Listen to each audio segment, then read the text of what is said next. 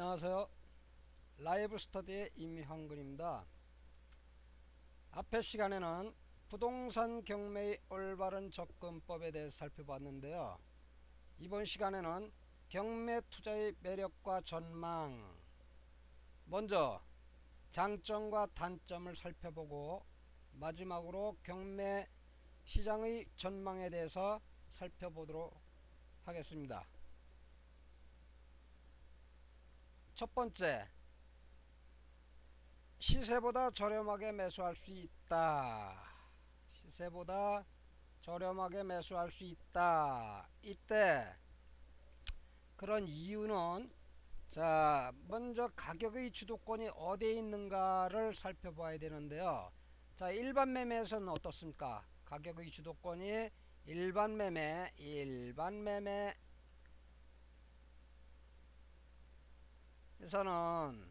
자, 가격의 주도권을, 자, 매도인에게 있다, 이렇게 말씀을 드릴 수가 있는데요.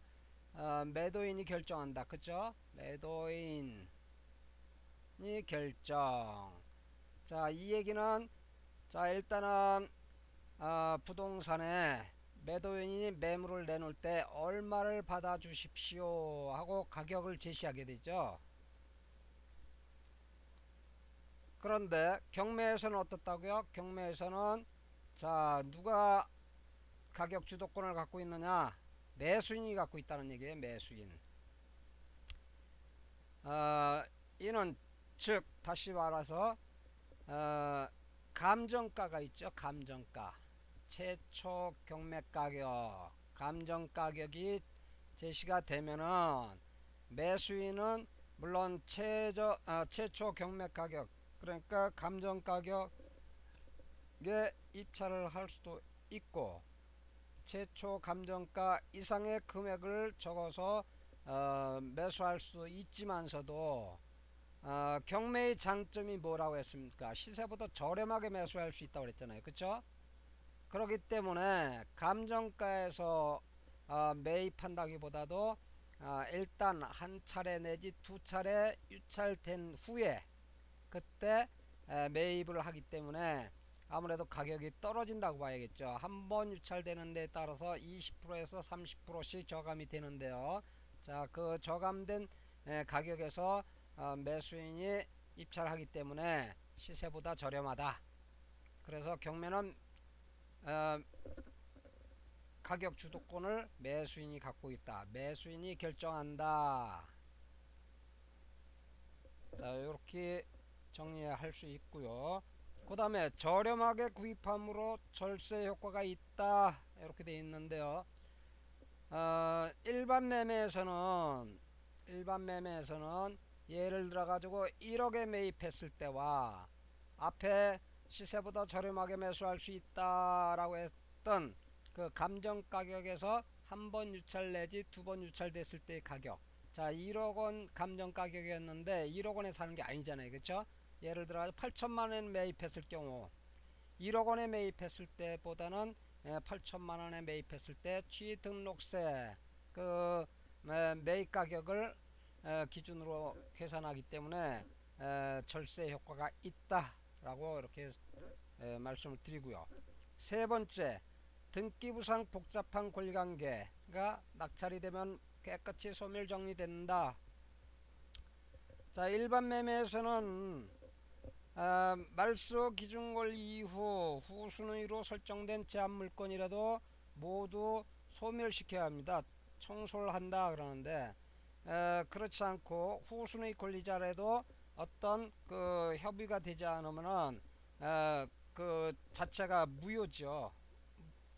그렇기 때문에 모든 권리관계를 정리를 하고 깨끗한 상태로 구입을 해야 되는데, 일반 매매에서는 그런 부분이 어려운 반면에, 자, 경매로 진행이 됐을 경우에는 그러니까 말소 기준 권리 이후의 물건 내지 채권은 낙찰이 되면은 전부 소멸된다. 그렇죠? 그래서 깨끗이 소멸 정리된다 라고 말씀을 드렸고요. 그 다음에 네 번째, 국가기관을 통해 매수함으로 안전하고 공정하다. 자, 아무래도 국가기관을 통해서 매수하면은 안전하고 공정하겠죠. 자, 일반 부동산을 통해서 거래를 잘못했을 경우에 그 책임은 누구에게 있다? 부동산도 있고 본인 자신에게도 있는 것입니다. 그러나 국가기관에서 그 정리 절차를 웬만큼 거쳐서 자, 이걸 갖다가 모든 사람들에게 공개를 해가지고 그 경쟁에 의해서 많이 쓴 자에게 낙찰을 허가하기 때문에 공정하다, 이렇게 이해하시면 되겠습니다. 그 다음에 다섯 번째, 물건의 종류와 지역이 다양하여 선택의 폭이 넓다. 그렇죠? 자, 경매 정보지를 보시면은 경매 사이트에 들어가서 경매 정보를 보시게 되면은 전국적으로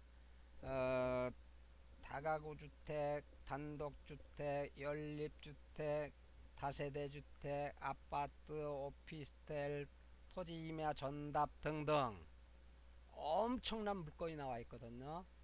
그래서 그 부동산, 일반 부동산에 가서 그 지역의 범위를 벗어나지 못하는 반면에 경매는 물건이 어마어마하게 다양하기 때문에 선택의 폭이 넓다. 자기가 원하는 지역 또는 원하는 부동산의 종별을 선택할 수 있기 때문에 폭이 넓다라고 말씀을 드리고요. 그 다음에 여섯 번째로 토지거래 허가구역 토지라도 허가 없이 매수할 수 있다. 자, 일반 매매에서는 임야의 경우 매매 증명이 필요하거든요. 매매 증명 또는 토지거래 허가구역이 토지라면은 자, 돈이 있다고 해서 아무나 살 수 있는 것이 아닙니다. 그 토지거래 구역의 허가구역 내 토지를 구입할 수 있는 조건들이 제한되어 있기 때문에 자, 일반 매매로서는 구입하기가 어려운데 경매에서는 그런 제한을 받지 않는다. 자, 일곱 번째, 수익률 계산을 미리 예측할 수 있다. 수익률, 그쵸? 자, 이 얘기는 다시 말씀드리면은 매각 예정가, 그쵸? 매각 예정가, 그러니까 매수 예정가가 있잖아요. 매수 예정가.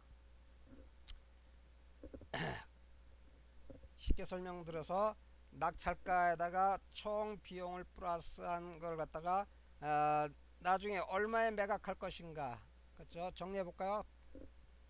매각 예정가에다가 내가 저 낙찰 받게 되면 얼마에 팔겠다는 매각 예정가가 있죠, 그렇죠? 거기에서 낙찰가 플러스 총 부대 비용이 있을 겁니다. 총 부대 비용, 거기 들어간 비용, 총 부대 비용을 차감한 나머지가 순수익이 될 수 있겠죠. 순수익. 자, 그래서 수익률을 미리 예측할 수 있다, 이렇게 정리를 하면 되고요. 그 다음에 여덟 번째로 부족한 자금은 경락잔금 대출을 통해 해결이 가능하다 했는데, 자, 대출만이 능사는 아니죠. 대출 많이 받는 것만이 능사가 아니고요. 자, 요때 주의하실 부분은 자, 부동산 가격이 급등할 때는 대출을 8, 90% 받으셔도 어떤 효과를 보실 수가 있는데 평소라면은 자기 자본을 갖다가 70% 정도 보셔야 돼요. 70%. 그 다음에 대출은 30% 미만,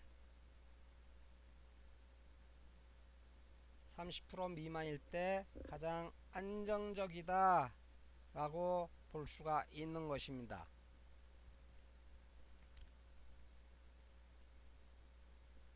자, 그러면은 다음에는 경매의 단점은 무엇이 있을까요? 단점으로서는 자, 정확한 권리 분석 등의 전문 지식이 요구된다. 그렇죠? 자, 이 권리 분석하는 데 있어서 기본적인 지식이 없이 경매에 접근할 수는 없는 것입니다. 그래서 전문 지식이 요구된다라고 하는 것인데 무조건 공부를 많이 하셔야 될 겁니다. 자, 일단은 기본 지식을 갖고 경매에 접근하다 보면은 많은 문제점들이 발생됨으로써 전문 지식을 요구하기 때문에 하나의 단점이 될 수 있죠. 그러니까 아무나 접근할 수 없다라는 얘기입니다. 단점이. 그렇죠? 자, 두 번째로 권리 분석 및 가치 분석에 실패하면 일반 매매에서의 금매 물건보다 비싸게 구입할 수 있다 이렇게 되어 있습니다. 자, 일단은 일반 매매에서는 자, 부동산에서 웬만큼 권리 자체의 하자라든가 물건 자체의 하자를 갖다가 걸러줍니다.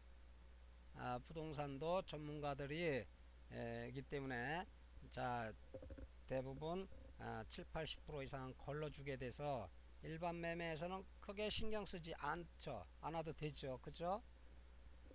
그러나 경매 물건인 경우에는 앞에 말씀드린 대로 전문 지식이 없다 보면은 그 권리 분석의 실패로 인해 가지고 자, 금매 물건보다 비싸게 구입할 수도 있다 라고 말씀드리는 것입니다. 자, 세 번째, 낙찰받은 후 부동산의 권리 자체의 하자 및 물건 자체의 하자는 낙찰자가 책임져야 된다. 자, 요 얘기 앞에 방금 말씀드렸듯이요. 자, 일반 매매에서는 권리 자체의 하자라든가 물건 자체의 하자는 낙찰자가 책임을 졌는데요. 아니죠. 신경 쓰지 않아도 된다 그랬잖아요. 그렇죠? 부동산에서. 그런데 어, 경매에서는 권리 자체의 하자라든가 물건 자체의 하자 치유는 모든 것을 갖다가 낙찰자가 책임을 져야 한다는 얘기입니다. 그렇죠? 자, 그 다음에 보이지 않는 숨은 권리 찾기가 어렵다. 자, 보이지 않는 숨은 권리 찾기가 어렵다고 했는데 이건 역시도 전문 지식을 요구하는 것입니다. 자, 여기 이제 예로 대항력 있는 임차인. 자, 요거는 등기부상에 나타나지 않습니다. 그렇죠? 등기하지 않은 임차권자라든가 법정지상권자라든가 분묘기지권, 유치권자, 점유권자, 등기부에 공시되지 않은 부속시설 등등은 이 부분은 전부 어떻다고요? 자, 등기부에 나타나지 않는다. 등기부에 나타나지 않는 권리는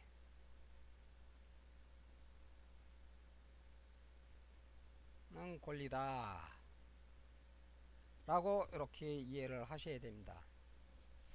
여기서 구체적으로 뭐 대항력이 있는 임차인이 뭔가요 하고 묻는다면은 전부 설명드렸는데 요거 한 가지만 갖고도 2, 30분 설명을 드려야 하기 때문에 자, 이러이러한 사항이 있다. 역시 법정지상권도 마찬가지예요. 요거는 뭐 이제 토지를 갖다 사용할 수 있는 권리 그래요. 토지 사용 권리입니다. 요거는 자, 토지 사용 권리다. 자, 요 정도만 일단은 알고 계시고요. 뒤에 이제 자세히 또 공부하실 때 자세히 학습하기로 하고요. 분묘 기지권 역시 분묘를 사용할 권리입니다. 분묘 사용 권리. 자, 그 다음에 유치권은 무엇을 유치권이라 하느냐? 유치권. 자, 일단은 여기서는 필요비 유입비가 될 수도 있고요. 필요비 유입비 또는 유입비. 자, 요걸 갖다가 유치권이라고 하는데요. 쉽게 말씀드려서 우리가 자, 시계를 갖다가 수리하기 위해서는 수리점에 맡기셔야 되잖아요. 그쵸? 그 다음에 또 양복을 세탁소에다가 세탁을 맡기기 위해서 맡겼는데 찾아갈 때는 어떻습니까? 대금을 지불해야겠죠. 그쵸? 대금을 지불하지 않게 되면은 유치할 수 있는 권리를 갖게 되는데요. 그걸 갖다가 유치권이다. 자, 그 다음에 점유권자. 점유권자는 뭐냐? 자, 실제 그 주택을 갖다가 차지하고 있는 사람, 점유권자. 여기서는 뭐 채무자 겸 소유자. 소유자가 점유하고 있느냐, 또는 임차인이 점유하고 있느냐. 임차인 이렇게 해가지고 누가 실질적으로 점유하고 있는가를 확인을 하셔야 되고요. 등기부에 공시되지 않는 부속시설 해가지고 이거는 뭐 제시의 물건이 될 수 있습니다. 제시의 물건.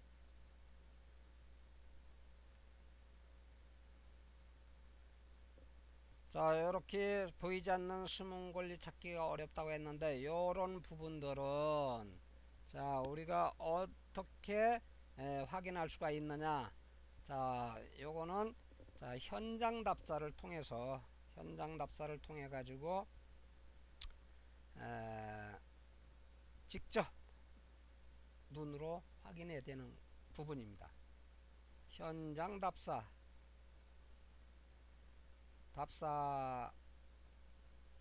의한 탐문 등으로 확인할 수 있다. 이렇게 기억하시면 되고요. 그 다음에 다섯 번째, 인도 명도 지연에 따른 입주 지연이 우려되며 많은 시간이 필요할 때가 있다. 이렇게 되어 있습니다. 자, 인도 명도 지연에 따른 입주 지연. 자, 일단은 낙찰받아줘 잔금까지 치렀으나 자, 앞에 말했던 점유권자가 있다. 채무자 겸 소유자 또는 임차인이 될 수가 있는데요. 이때 이 사람네들이 자발적으로 주택을 비워주지 않게 되는 경우가 있을 경우, 그러면 아무래도 내가 빈집 상태로 들어가면 좋은데 사람이 버팅기고 안 나간다 했을 때 이 사람을 상대로 인도 명령 또는 명도 소송. 여기서 인도는 자, 인도 명령에 의한 것이고요. 자, 그 다음에 명도 소송은 요거는 소송에 의한 것입니다. 소송 절차에 따라서 해결해야 되기 때문에 그만큼 시간이 필요하다. 자, 이렇게 이해하시면 되고요. 다 여섯 번째, 이해관계인의 이의제기로 소유권 취득이 지연될 수 있다. 자, 옛날에 국법화에서는 이런 일이 많았거든요. 자, 이의제기하는 데 따른 그 공탁을 10% 걸게끔 돼 있는데 단지 소유자 겸 채무자가 거기에 해당되고요. 나머지 이해관계인은 자, 공탁금 10%를 걸지 않아도 됐기 때문에 자, 소유자 겸 채무자가 악의적으로 그 이해관계인을 이용해 가지고 항고를 한 다음에 시간을 질질 끄는 경우가 있었는데, 지금은 현행 신법화에서는 어떻다고요? 항고를 하려면 저 이해관계인 전원 모두가 자, 이해관계인 모두 해당되거든요. 모두 해당. 자, 공탁금 10%. 자, 공탁금 10%, 그러니까 공탁금 10%의 그 기준은 낙찰대금의 10%입니다. 낙찰대금의 10%. 그렇기 때문에 자, 거의 항고했을 경우 99%는 항고가 기각되는 수가 많은데요. 그 10%를 걸고 공탁을 함부로 하지 말라는 얘기죠. 공탁금이 몰수가 되니까. 자, 그 다음에 일곱 번째 대금 납부전 변제 시, 대금 납부전까지 채무 변제 시에는 경매 자체가 취소될 수 있다. 자, 요것도 낙찰자가 불리한 조건이죠. 그쵸? 자, 일단은 낙찰을 받았다고 모든 것이 끝난 것이 아니고, 자, 채무자가 낙찰자가 대금을 납부하기 전까지는 언제든지 채무를 변제하고 경매 자체를 취소할 수 있다. 그러면은 되는 거죠. 속된 말로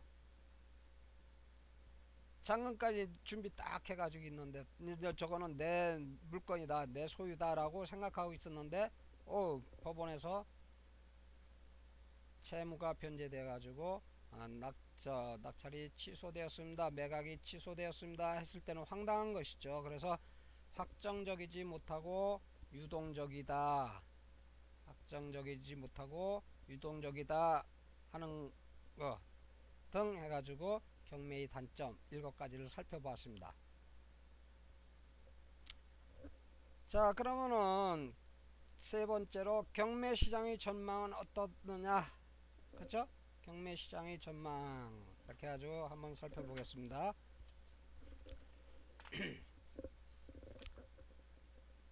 먼저 우리가 뭐 초보자이기 때문에 여기까지는 생각을 미처 못 하셨을 거예요. 자, 그러나 이제 경매 입문을 해서 쭉 앞으로 경매를 진행할 때, 자, 그 전년도 추세를 한번 살펴보는 것도 하나의 방법이 될 수 있죠. 그죠? 자, 그래서 2010년도 하반기 경매 시장의 분위기가 어땠는가 이렇게 봤을 때는 상승세다. 그죠?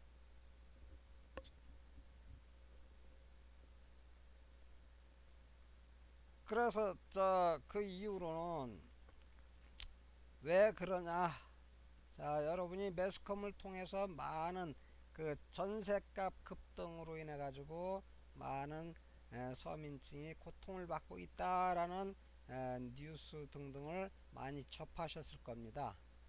그래서 그 이유가 전셋값 급등이라든가 또는 요즘 소위 말하는 부동산의 거품, 그죠? 거품이 많이 껴 있다. 그런데 과연 거품인가 아닌가, 그것도 반반 양분돼 가지고 전문가들조차도 아니다 기다 이렇게들 많이 하잖아요. 그렇죠? 그 다음에 부동산 가격이 바닥론이다, 지금 바닥을 쳤다, 아니다, 더 떨어져야 된다. 그 다음에 이제 아파트 공급량이잖아요. 공급량. 그렇죠? 자, 최근에 뉴스를 보시더라도 자, 그 아파트 공급량이 부족해서 전셋값이 상승되고 있지 않느냐, 이렇게 많이 왈가불가하고 있습니다. 자, 아파트 공급량이 부족하냐, 과연 부족한 것인가는 여러분 개개인이 한번 생각해 보시되, 참고로 공급량은 절대 부족하지 않습니다. 자, 그 이유 등등은 추후 시간이 닿는 대로 더 깊이 있게 한번 말씀드려 보기로 하고요. 그런 이유로 앞으로의 경매 시장은 더욱 가열될 수도 있다.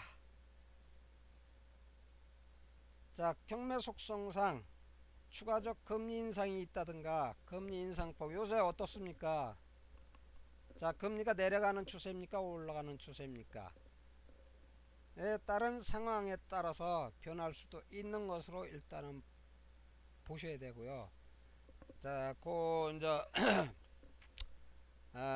뒤에 이제 그 방금 말씀드렸던 내용들, 낙찰가율이 올라가고 있는가 내려가고 있는가 잠시 뒤에 다시 한번 살펴보기로 하고요. 자, 우선 먼저 그 경매시장의 전망 본론에 들어가기 전에요. 자, 일단은 부동산은 시간이 돈을 벌어준다. 자, 기다리는 자에게 돈은 오게끔 돼 있다는 얘기죠.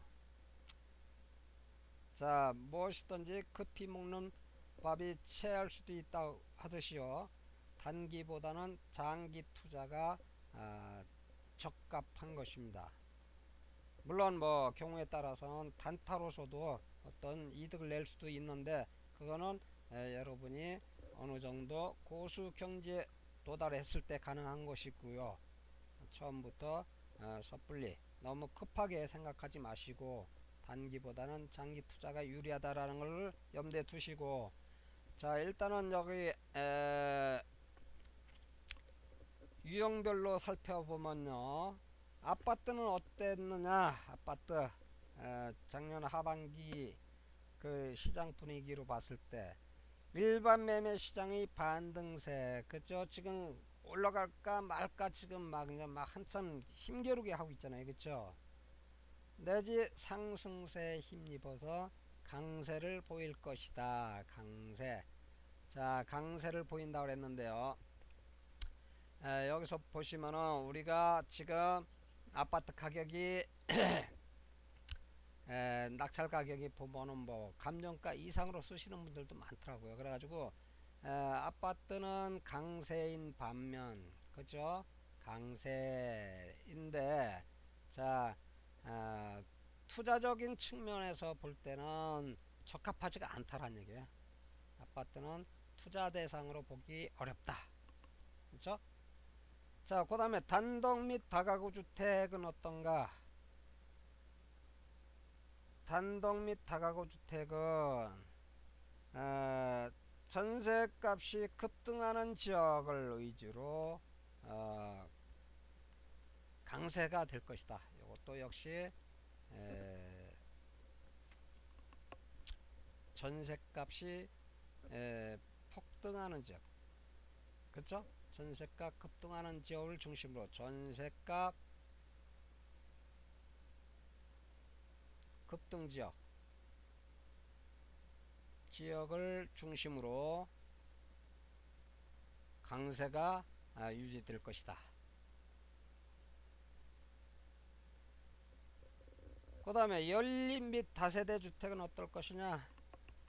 연립 및 다세대 주택은 아파트에 비해서 인기도는 떨어지죠. 자 선호도가 아파트가 가장 우세하잖아요, 그쵸? 자 그런데 연립 다세대 주택은 아파트의 인기도는 떨어지지만 역시 전셋값이 급등하는 지역을 중심으로 해서 강세가 될 것이다. 그 다음에 네 번째, 근린주택 및 상가. 근린주택 및 상가는 어떨 것인가. 아파트 경매시장의 침체에 따른 반사이익을 향유할 대체상품. 그러니까 지금 아파트는 앞서 말씀드렸듯이 자 투자 대상에서 좀 거리가 멀죠. 거의 대부분 실수요자들이 아파트를 많이 낙찰을 받기 때문에 감정가 이상으로도 쓰고 가져가고 그러는데요. 그러다 보니까 자 아파트는 더 이상 돈이 되지 않겠더라 라는 상황을 근거로 이제 대체 상품이 되는 것입니다. 대체상 아파트에 더 이상 손 내면 안 되고 근린주택 및 상가주택에 한번 손을 대봐야겠다. 자 그래서 근린주택은 장점이 뭐냐. 이때 임대 차익과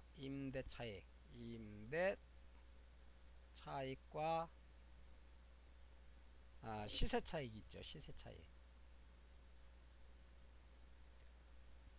차익을 동시에 누려볼 수 있다. 동시에 향유. 자 물론 좋은 물건을 저렴하게 낙찰 받았을 때 얘기입니다. 그렇지 않고 뭐 임대도 나가지 않고 뭐 낙찰은 싸게 받았더라도 건물 자체가 비어있다라고 하면 임대 차익을 노릴 수도 없고요, 시세 차익 또한 누릴 수가 없을 수도 있는 것이죠. 그래서 자 근린주택 및 상가주택은 수익성이 큰 만큼 위험도 크다. 수익성이 큰 만큼 위험도 크다를 염두에 두시고요. 이런 물건은 권리 분석이라든가 상권 분석, 그쵸? 상권 분석이 특히 중요하죠. 그 다음에 시세 파악을 정확하게 하셔야 되고 임대 여건 및 임차인 조사를 완벽히 마친 후에 정체라는 것이 바람직하다. 자, 이건 상권이 중요합니다. 상권 분석 등 이렇게 정리가 되고요. 그 다음에 다섯 번째 오피스텔은 그럼 과연 어떨 것인가. 자, 오피스텔을 낙찰받는 주 목적은 어디에 있을까요? 자, 일단은 어떤 매매 차익을 노린다기보다는 자, 상가 경매 시장과 유사하죠, 그죠? 수익형 부동산이라는 얘기입니다. 수익형 부동산, 임대 차익을 노리는 거죠. 임대 차익. 뭐 더불어 가지고 뭐 플러스 시세 차익이 생긴다 그러면 더더욱이 더 좋은 것이고요. 예, 시세 차익, 시세 차익을 노리는 것으로서 오피스텔을 매입하는 목적이다. 자, 그 다음에 토지시장은 어떤가 하고 살펴보니까요. 토지시장, 자, 아직까지는 일부 전문가를 빼고는 투자자가 아직까지는 많지 않습니다. 인기도 없죠. 그쵸? 그 다음에 정확한 개발 호재가 있으면은 도전해 볼 만한 것인데, 그렇게 정확한 개발 호재 정보를 얻기도 쉽지가 않다란 얘기죠. 그러나 자, 지금 아파트나 단독 다가구 주택이나 연립 다세대 등등 다섯 번째까지, 그죠? 모든 물건들은 자, 일단 가공물이 있다라는 얘기입니다. 건물 자체가 다 들어서 있죠, 그죠? 토지는 맨 땅에다가 어떤 에, 발상의 전환으로 인해 가지고 자, 여기에다가 새로운 건물을 지었을 때 그때는 그 어떤 매매 차익을 노릴 수도 있고, 그러니까 가공된 물건보다는 가공되지 않은 물건에도 앞으로 어떻게 활용하느냐 또는 개발하느냐에 따라서 자, 토지에 들어있는 임야 전답 이런 것들은 분석만 잘하면은 한번 도전해 볼 만한 것이다. 자, 요 임야 전답은 단점이 자, 일단은 자, 환금성이 취약하죠. 그죠? 팔고 싶을 때 팔리지가 않는다라는 거. 그러니까 환금성이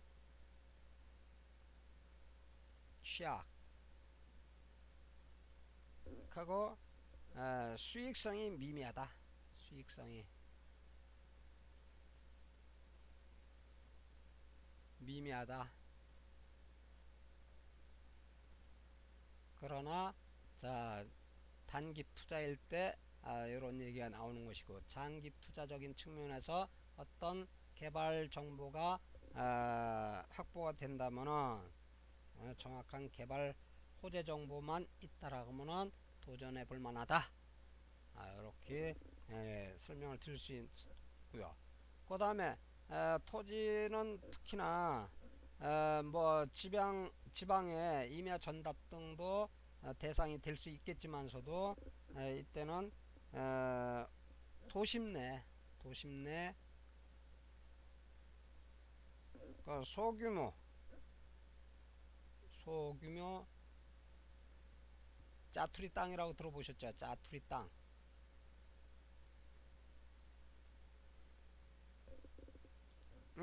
공략하는 것도 바람직하다. 자, 이렇게 말씀을 드리고요.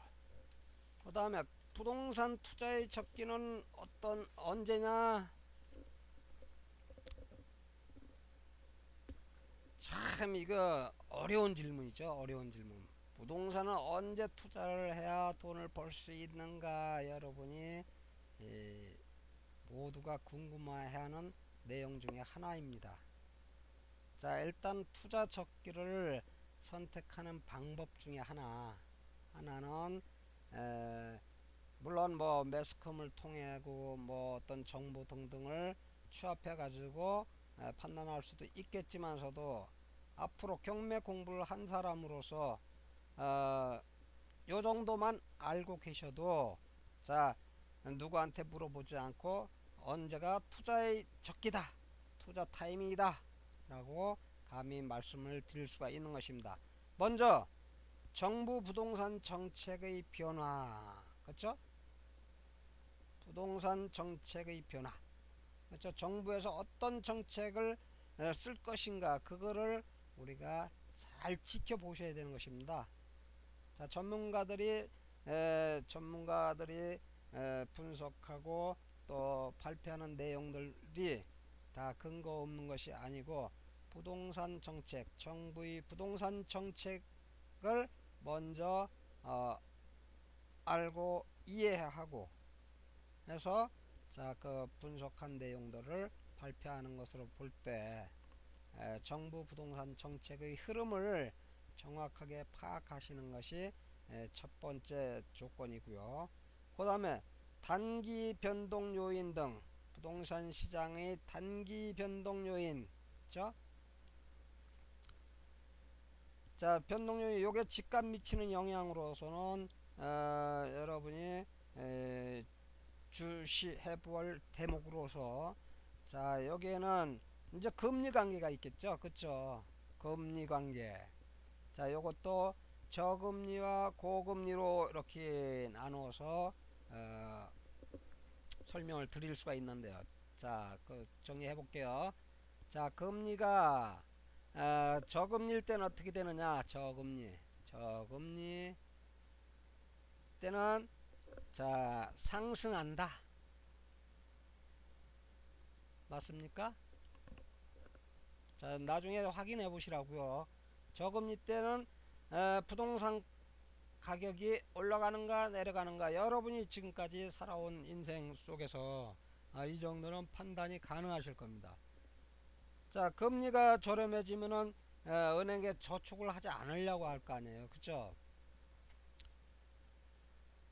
자, 집을 왜 삽니까? 집을 사야죠. 금리가 싸니까, 그쵸? 대출 받아서라도, 그쵸?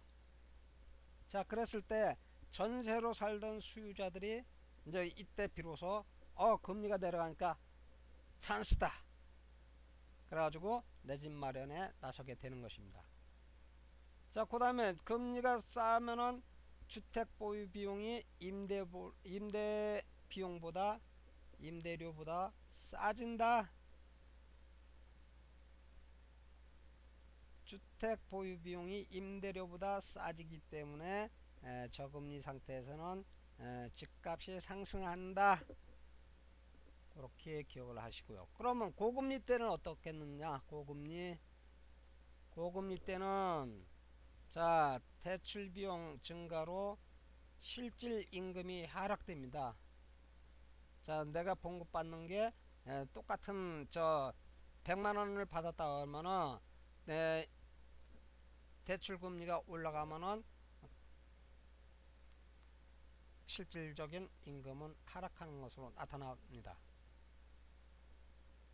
그 다음에 자 이자 많이 쳐주니까 자 부동산이 언제 팔릴지 오를지도 내릴지도 모르는데 불안하게 뭐로 주택을 삽니까, 그쵸? 그래서 이때는 저축이 증가되겠죠, 저축. 그러면서 개인의 소비는 감소한다. 자, 이때 금융상품에 집중을 하기 때문에 집값은 어떻게 된다? 하락된다 라고 보시는 것입니다. 자, 그 다음에 각종 규제 이렇게 되어 있네. 각종 규제는 자 규제가 완화됐을 때와 강화됐을 때로 이렇게 나누어서 생각해 보면요. 완화됐을 때는 어떻습니까? 완화됐을 때는 세제, 이제 여기서 규제가 완화된다라는 거는 세제를 완화시켜 준다든가 전매 제한 기간을 단축동을 갖다가 뭐 늦춰준다든가, 그렇죠? 그랬을 때는 주택 보유 가치를 높여주죠. 높여줘. 그렇죠? 세제를 깎아준단 말이에요. 그렇죠? 집을 갖고 있는 사람들의 세제를 강화시켜 버리면은 집을 갖고 있으려고 안 하잖아요. 그렇죠? 그렇기 때문에 주택 보유 가치를 상승시켜 주기 때문에 이때는 완화됐을 때는 상승. 자, 규제가 강화됐을 때는 어떻습니까? 그러면 강화됐을 때는 자, 세제 및 전매 기간을 강화시킨다든가 은행 총량 규제, 그쵸? LTV 뭐 요즘 흔히 사용되는 용어들 중에 LTV가 어떻고 DTI가 어떻고, 그쵸? 그런 규제 등으로 주택 보유 가치를 낮추죠. 그쵸? 세금 더 많이 내고 누가 집 갖고 있으려고 그래. 그래서 집값은 당연히 하락할 것이다. 하락, 이렇게 보는 것입니다. 자, 그 다음에 유동성 이렇게 되어 있는데요. 유동성. 자, 자금의 흐름을 갖다가 말하는 것으로서, 자, 유동성이 감소했을 때는 감소시 어떻게 될까요? 자금이 감소하면 주택의 구매력이 떨어지겠죠. 그쵸? 자, 시중에 돈이 많이 풀리면 어떻습니까? 우리가 그때는 부동산 경기가 활성화되는 것을 보는 것이죠. 그쵸? 그래서 이때는 하락한다. 유동성이, 자금이 시중에 많이 안 돌아다니면은 하락하더라. 그 다음에 이때 증가됐을 때는 어떨까요? 증가됐을 때는, 자, 물론 뭐 어, 감소가 되면 하락하더라. 증가되면 당연히 상승하지 않느냐. 그죠? 그런데 이때는 상승하는 것이 아니고, 유동성이 증가하면은 자금이 풍부하지만 부동산 시장보다는 단기 금융상품에도 흘러 들어갈 수 있기 때문에 이때는 보합세다. 보합.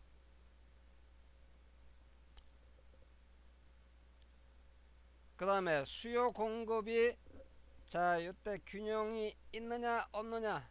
그쵸? 수급 균형, 수급 수요 공급이라고 되어 있네. 그 수급 균형일 때,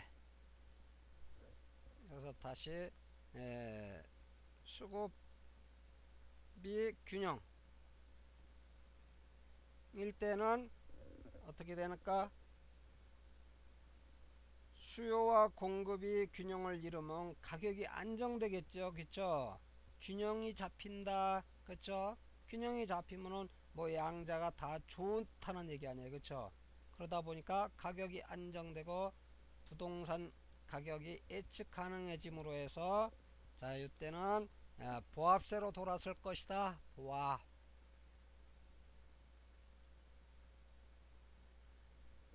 자, 그럼 불균형일 때는 어떨까요? 불균형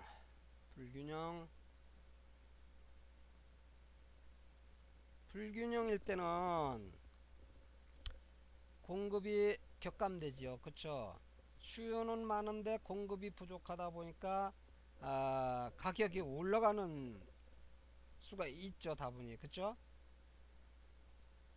그런데 이때, 자, 지금 같은 경우에 수도권 내지 지방에 미분양 아파트가 엄청 많잖아요. 그쵸? 맞습니까? 많잖아요. 지금 미분양 아파트가 특히나 수도권에 엄청 몰려 있거든요. 자, 공급이 부족하니까 가격은 올라가야 할 것 같은데 에, 공급도 줄어들면서, 자, 미분양 아파트가 있으니까 더 이상 안 지려고 할 거 아니에요. 그쵸? 그러니까 미분양 아파트를 가지고 조절해 하기 때문에 단기 급등은 없을 것이다. 자, 미분양 아파트가 있는데 공급이 감소했다라는 단지 이유만으로 가격이 올라갈 것이다가 아닌, 자, 미분양 상태에서는 심리적으로 내가 급히 더 비싼 돈 주고 구입할 이유가 없다. 그래서 이때는 거꾸로 하락이 됩니다. 하락. 자, 그 다음에 구매력 중요하죠. 그죠? 자, 주머니에 돈이 얼마만큼 여유가 있느냐 없느냐. 자, 구매력이 감소하면은 당연히 하락할 것이죠. 감소하면은 당연히 하락. 그쵸? 그 다음에 구매력이 증가하면은, 다시 말해 주머니가 두둑해지면은 사자로 나서기 때문에 상승한다. 자, 그 다음에 기대 심리가 중요합니다. 그죠? 자, 지금 현재 우리가 부동산을 보는 안목이 전문가들조차도 의견이 견해 차이가 어마어마하게 큽니다. 자, 집값이 올라주기를 기대하는 쪽에서는 오를 것이다 라고 많이들 내세우고요. 자, 더 이상 올라가면 안 되겠다. 자, 이거는 망조 들은 것이다. 무슨 저 아파트 32평형이 3억씩 가느냐. 자, 현금 3억, 저 1,000원, 만원짜리 좋습니다. 만원짜리 갖고 3억을 갖다가 한번 부피를 한번 재보세요. 얼마만큼 나오나. 그 다음에 중요한 것은 제 개인적인 사견으로 봤을 때는, 자, 내려가야 됩니다. 10년 전 불과 저 32평형 대가 1억 5천 정도밖에 안 했거든요. 그런데 10년 만에 배인 3억 원이 됐다. 앞으로 10년 후에 6억으로 됐다 라고 가정했을 때, 여러분의 자식들은 과연 그 시점에서 아파트 32평짜리 주택을 소유할 수 있는 능력이 될 것인가를 의문점으로 놓고 봤을 때, 이거는 도저히 이룰 수 없는 상황에 도달할 것이다. 자, 그래서 주택 가격은 제가 한때 칼럼을 쓰면서 반값 아파트 내용을 쓴 적이 있는데요. 자, 그만한 이유는 다 있는 것입니다. 자, 지금 이 시점에서 제 개인적인 의견은, 자, 모든 부동산 가격이 절반 가격으로 시작해서 물가 상승률만큼 매년 올라가는 것만 인정해도 부동산을 보유하는 가치는 있다. 그런데 너무 터무니없이 거품이 많이 끼어 있지 않는가 라는데 제 의견을 말씀드리고요. 자, 기대심리 아주 중요하거든요. 그쵸? 내가 이 물건에 투자해 가지고 돈을 벌 수 있다 없다, 그런 기대심리가 있고 없고에 따라서 자, 투자를 할 수도 있고 안 할 수도 있는 것입니다. 기대심리가 악화되면 어떻게 될까요? 악화. 자, 어떤 뭐 전쟁이 터질 가능성, 뭐 연평도 그렇잖아요. 공격했잖아요. 그랬을 때도 집을 사겠습니까? 기대 심리가 악화됐다, 불안하다 했을 때는 가격은 당연히 하락할 것이다. 하락. 그 다음에 기대 심리가 양호하다. 자, 앞으로 모든 일이 잘 될 거야, 잘 되고 있고 했을 때는 당연히 상승할 것이다. 자, 여기까지 이렇게 살펴보고요. 자, 앞에 자, 유형별로 살펴봤을 때 아파트 낙찰 가율, 이게 저 이제 트리플 해가지고 우리가 3대 트리플 해가지고 주로 많이 이제 경매 시장에서 얘기하잖아요. 그쵸?